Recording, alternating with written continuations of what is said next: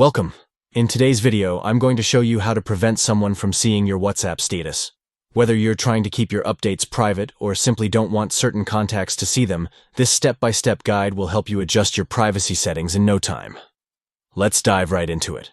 First, open WhatsApp on your Android device. Once you're inside the app, look at the top right corner of your screen. You should see 3 dots stacked vertically. Tap on these dots to open the menu.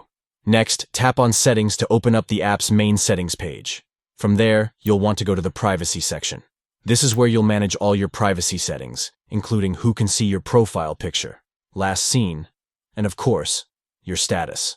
Now, tap on Status. Here you'll find the option, Who can see my status updates? This is where you can customize your audience.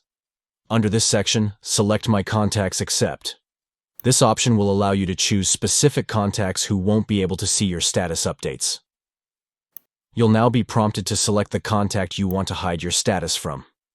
Simply scroll through your contact list and select the person you want to exclude. Once you've made your selection, tap on the check icon at the bottom right to confirm your choice. And that's it. You've successfully hidden your WhatsApp status from that specific contact.